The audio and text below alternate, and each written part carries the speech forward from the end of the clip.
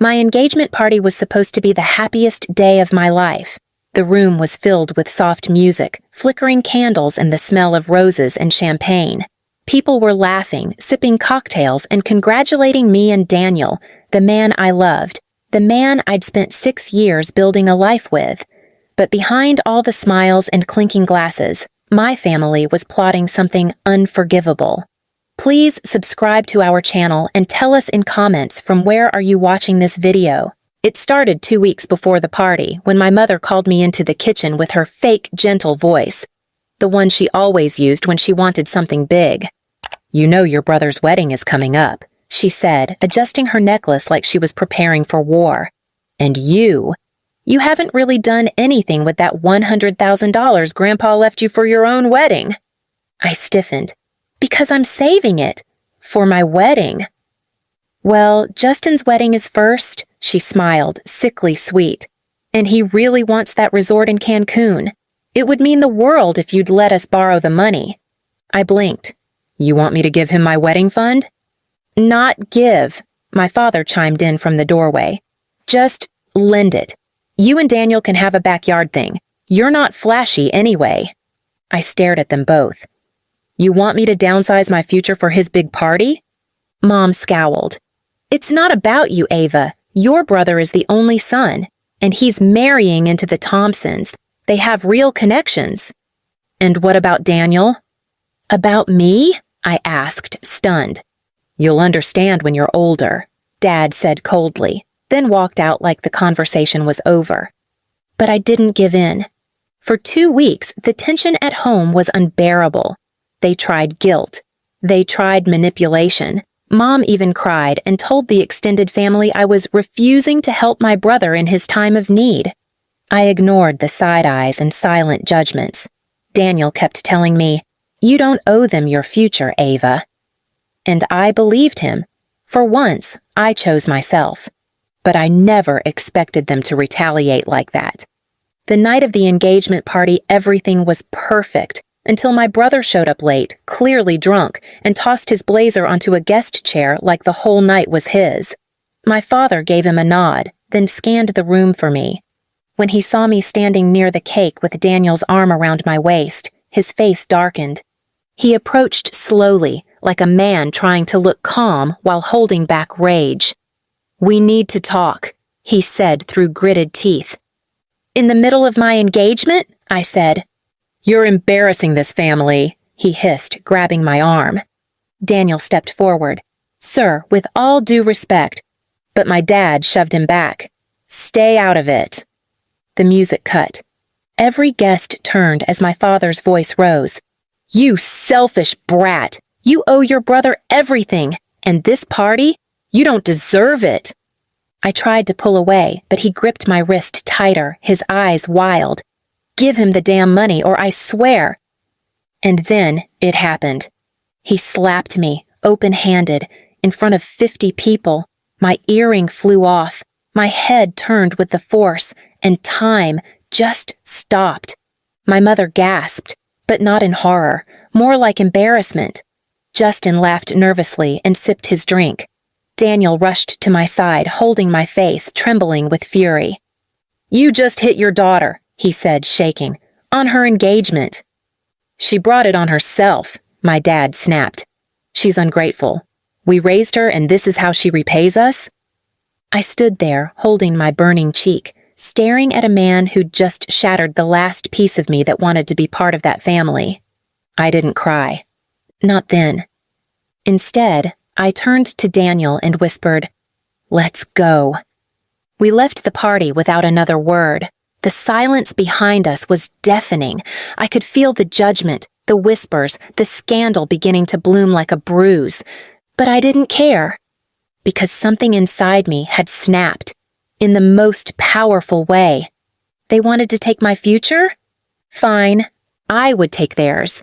And I knew exactly where to start. The next morning, my cheek still ached, but it wasn't the sting that haunted me. It was the silence. No calls, no apologies. Not from my mom, not from my dad, not even from Justin. They acted like nothing had happened. Daniel made me eggs and coffee, trying to keep things normal, but I could see the tension in his jaw. "You need to do something," he said softly. "This isn't just about a slap. They humiliated you, and they'll keep doing it." I nodded, but I already had a plan. I'd been holding on to something, a piece of paperwork from years ago that my parents probably forgot existed. See, my grandfather left me $100,000 for my wedding. But that wasn't all. Before he passed, he quietly transferred the deed of their house, his original property, to me. He said, "One day, they'll forget your blood. When they do, you'll need something that reminds you you're not powerless." Back then, I didn't fully understand. But now I did. I pulled the file from a locked drawer. There it was. Property deed. Title holder, Ava Jennings. Signed, stamped, untouched. They didn't know I was the legal owner of their home. They thought it was still in my grandfather's name, or perhaps jointly theirs after the estate settled. But Grandpa had bypassed the entire process. He never trusted them. He trusted me. I made some calls. My lawyer, a kind but fierce woman named Lenora, reviewed the documents and confirmed everything. "You have full legal authority to sell this home," she said. "If you want to proceed, just say the word." I didn't say yes. Not yet, because I wanted them to see it coming. First, I sent them a formal notice, in an elegant gold-embossed envelope, notifying them of a change in ownership review. No threat, just a reminder. 2 days later, Mom called. "Ava, what is this envelope?" she asked, her voice sharp. "Oh," I said, "it's about the house."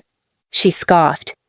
"We've lived here for 20 years. You can't just—" "I can, actually," I said. "I own it. Grandpa left it to me, not to you, not to Dad." Silence. "You don't mean to evict us," she whispered, suddenly not so smug. I smiled bitterly.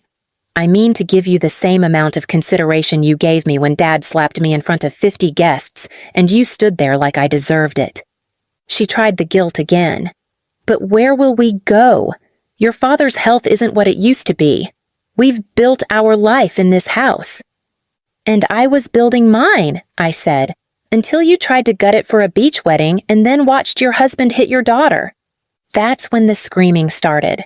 She cursed me, called me ungrateful, evil, said she should have never had me. I let her rage until she was breathless. Then I said, "You have 30 days. Click. I wasn't done. Daniel and I went to Justin's wedding, invited only because I hadn't formally gone public yet.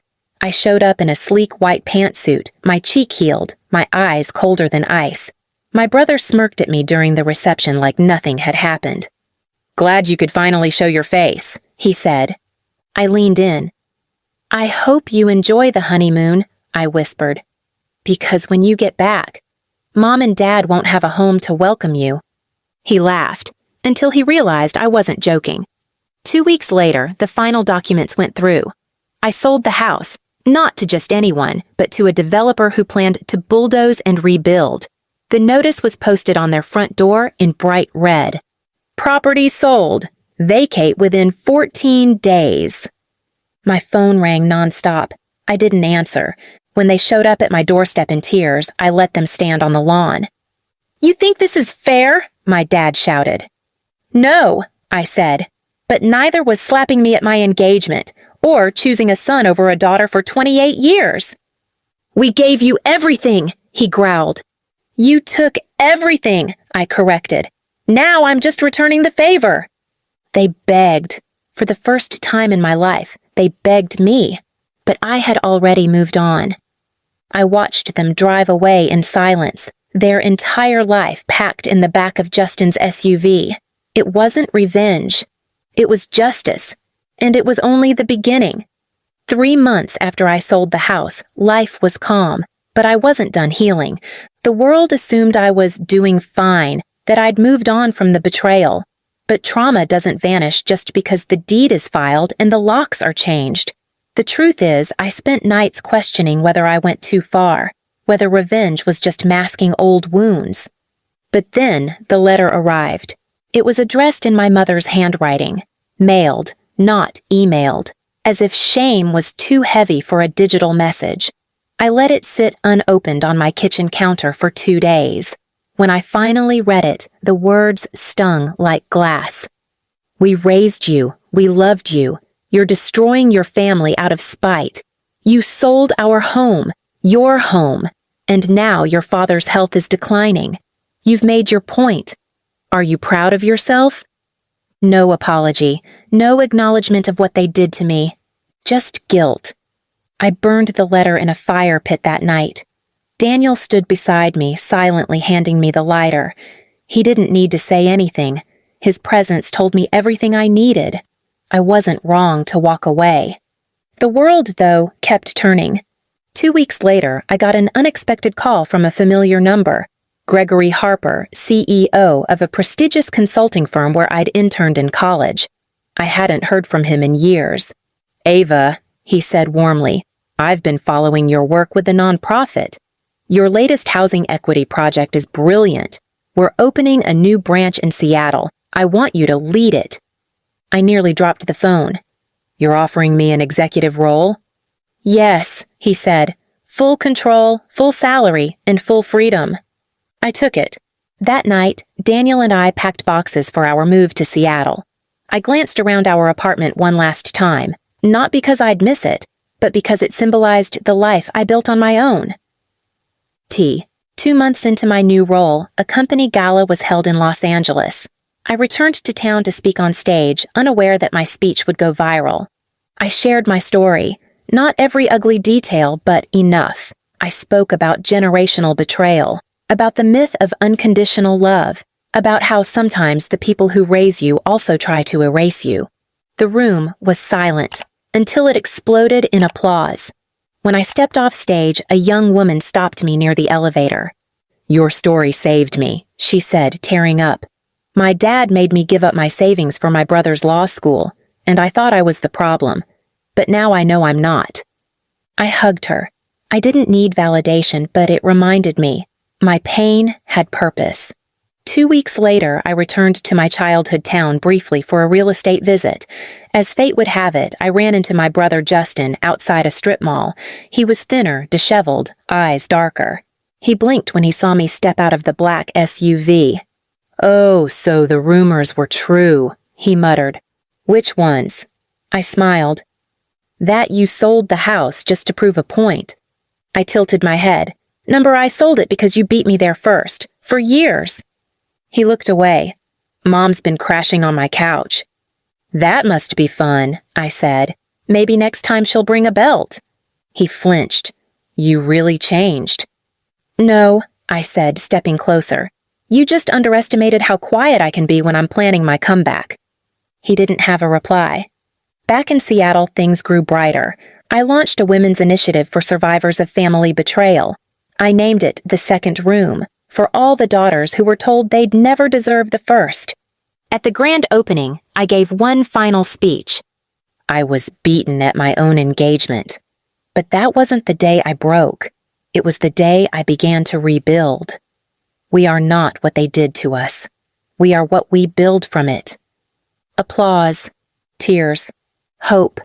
My parents? I never saw them again. But every now and then, I imagine them driving past the spot where their house once stood. Now, a modern shelter for single mothers stands there, paid for by the very fund they tried to steal from me. And that's the legacy I choose to leave behind. Not revenge, rebirth. Please subscribe to our channel and tell us in comments from where are you watching.